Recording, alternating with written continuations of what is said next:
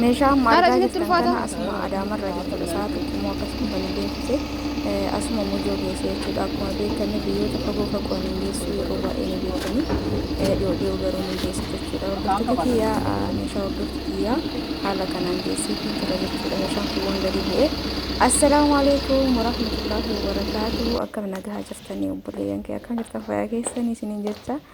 amma kun mana bahutti jira deemuu fi iddoo kun namatti tolu gisee meeshaa fedhanii kee meeshaarra jira waan ta'eef jechuudha. Akkam jirtan fayyaa keessanii alaamanni isaa nama keessan dalagaa fi ammaal fakkaata na bira bareeda alhamdulillah isin biras bareeda ka ta'e abdiin qaba. Egaa itti aansu namoota ifama sagalee bilbila isiitiin walitti deebina. Itti aansuun immoo hordoftoota kee kunoo amma naannoo warra ba'aa jira. Naannoo kunoo akkuma argaa jirtan kana gara Adaamaa qorqoorroo san cinaa jira jechuudha. Wajjumaan kan deemnu ta'a. Viidiyoo laayik sheer gochuuf hin dagatina. Akkasumallee mootuu wanni barbaadda yoo jiraate gara keessaatiin heeloo jedha karaa waasaappiitiin isiniin jaa hordoftoota kiyya. Egaa warroonni na jajjabeessitan warroonni yaadaan na cinaa jirtan warroonni meeshaan irraa ordarii godhataa jirtan meeshaa isiniin jedhu meeshaan na bira jirullee akkuma jiru ta'e ka isinii bitullee ka isinii fichisiisullee jechuudha. Hundi keessan nu galatooma ulfaadha. Asumaan viidiyoo cinaa iskiriin irratti argitan kana meeshaa kanneen na biratti ni argattan kanoo isiniin jedhu eega isin ayyattaniin booda isinii fiduu danda'a. Namoonni na gaafattan baay'een keessan meeshaan kamuu biyya keenya keessa ni jira yoo maallaqa qabaattan jechuudha. Garuu isin xiyyeeffatu kan qabdan wanta meeshaa isin barbaachisuudha jechuudha. Meeshaan kunniin jechuun haala biyyaa wajjin kan deemu akka biyya namaa sanii miti biyya keenya keessa jireenyi. Kanaafuu waan jireenya keessan wajjin madaalu kan waan mana keessanitti itti fayyadamuu qabdan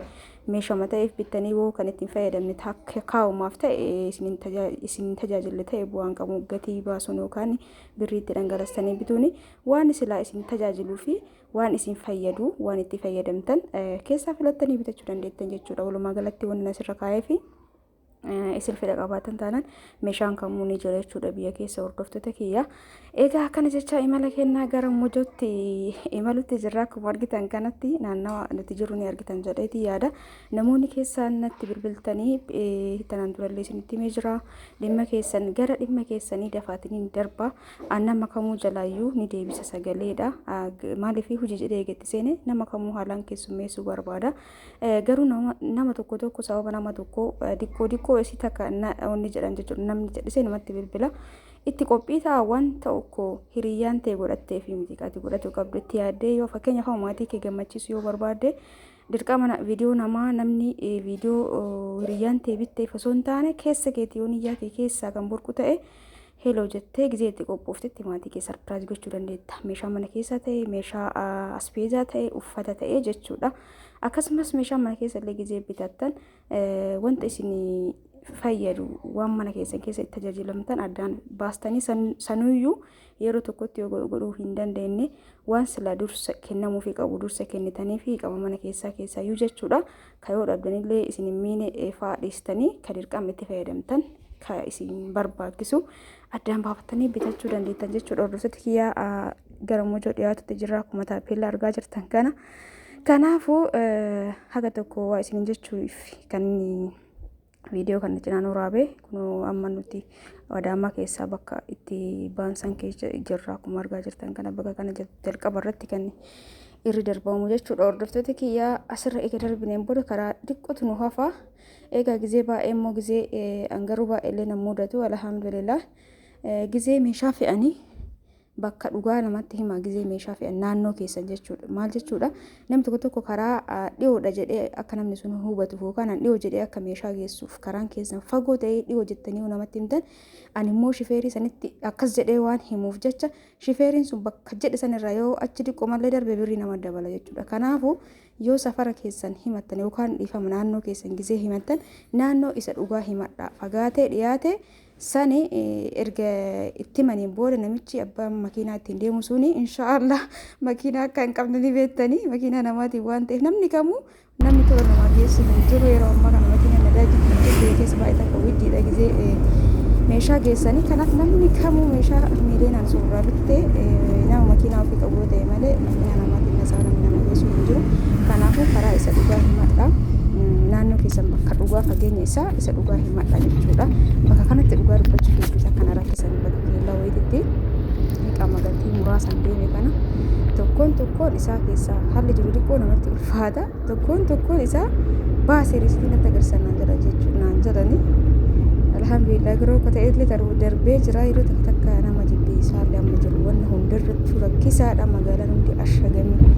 hundarrattuu saamsanii sababa gibiraa sababa maalii jechaa jechuudha iqaallee fe'anii gurguddeema dhuga dubbachuu fi namni geessu chaalenjii hedduutu isa mudata mudannoo hedduutu isa mudata jechuudha kanarratti hedduutu akka nama sakatta'anii bakkaa bakkatti jechuudha meeshaa haarawaa gisee argan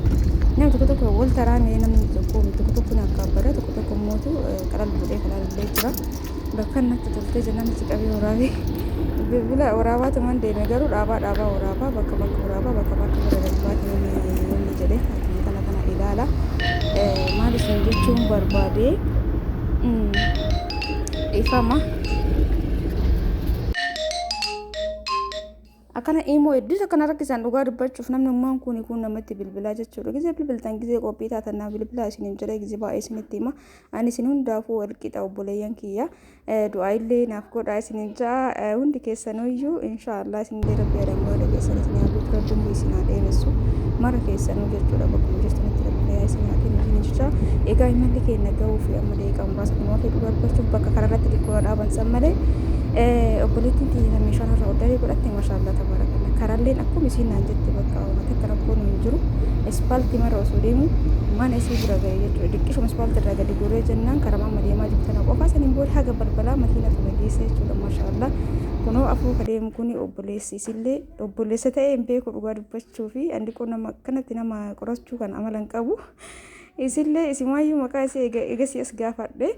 kanaafuu obboleessii ta'ee hin beeku garuu namni isiimmaa bilbilli isiin naa kennite nama kana baajaajiin nutti dhufe karaa silaa ta'uu nu fide jechuudha maashaallah dhugaa dubbachuuf hedduu takka na gammachiiste karaan isiin jettas akkuma isiin jette ta'ee namni isiin natti ergitellee kologummaan dhufe jechuudha na eegeetiin baajaaji kontiraata qabatee nu afoo deemaa ture jechuudha gizee nuti makiinaan deemnu makiinaa namni tokko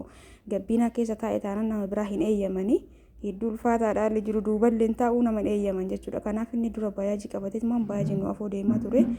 eegasii amma safara keessa geenne jechuudha safarri mana isii kunoo kana fakkaataa haga balbalaa makiinaan gadeemu hedduu akkanatti toleana tariitii of dura akkasuma ta'aa fi kaanii hin beeku haa ta'u kun akkuma argartan kan amma safara keessa seennee jirra naannawa keessa hanga ammaa makiinarraa hin buune jechuudha haga balbalaa bakka hiiqama irraa gadi buusuuf meeshaa irraa gadi buusuuf irraa gadi buune haga dhumaatti tura isinitti laayikii shir gochuun dagatina namoonni firaasha garagaraa na ajajataa jirtan obsaan eeggadha inshaallah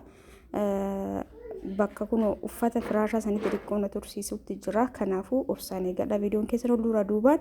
akkuma ol duraa duubaan ol dursitaniin viidiyoo ga'isinii dhiisa namoonni asumaanuu waa tokko na dhageeffadha namoonni meeshaa aadaa na ajajjan qoriin wallahi waa takka namatti hin tolu qorii wanti jedhamu kanaafuu na obsaa isiniin jedha warri qorii na biraa qabdan waan hin taane hin dalagsiisu ani qoriin ammaan tana mana aadaa kamuu deemtanii olaaltan tokkichi isaa garaa nama hin ga'u jechuudha maaliif akka ta'e hin beeku ani yeroo baay'ee deemee hagamma kan ajajni baay'ee jira jechuudha wata akkanatti toluu didee egaa kunoo meeshaan keenya kana fakkaataa akkuma argaa jirtan kana istoofii kana gadi buusutti jira istoofiin kun yoo bitattan guddaaf xiqqaa qabaddan baafadha ilaalaa kun hedduu takka guddaadha ni argitanii gisee inni kaasuyyuu meeshaan isii kunoo kana firiijii meeshaan kun warrootoo keessatti fe'amee jira inni biraa kaartoonii kana keessatti meeshaa baay'ee jira meeshaan cabus ni jiraas keessas haala kanaan goonee haala bareedaa ta'een saamsinee karoottullee firiijallee egaa mana isiitiin geennee jirra jechuudha kun waan marraa gadi buusutti jiranii meeshaa makanaa jechuudha roottoo kana keessa banni riisitti takkaannatti kennan jedhanii gaarratti dhugaa hedduu na ajaa'ibe jechuudha biyya keenya keessa hedduu tokko ulfaataadha waan tokko hojjechuun iyyuu hedduu namatti ulfaata innaa gizee meeshaa geessan kana diqqoo waa hedduu nama mudata karaarratti innaa namni hunduu birri magaafata jechuudha birriin ka dirqama haala kanaan suuta jedhaani ture waan markaa lafa dhahee fa'a meeshaan cabunatti fakkaata dhugaa rabbi haala kana meeshaa isii haga manaa geesseef jira viidiyoon kiyya kanarraa kana fakkaata hundi keessanuu laayik sheer gochuu hin dagatina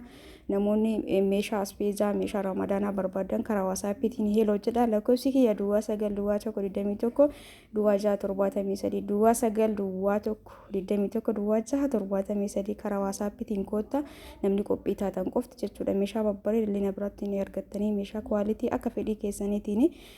majaliisallee firaashii boondidii firaashii ispoonjii illee barbaadani hundumaaf wanna barbaadan hunda inshallah isin waliin walumaan jirra gara keessaatiin kootta isin jaa viidiyoon kiyya kana fakkaata gara xumurarra viidiyoo diqoo waraabee ture garuu editii godhee gadhiisuu hin dandeenye viidiyoon kun qaarraatii miti kan dheengaddaati jechuudha amma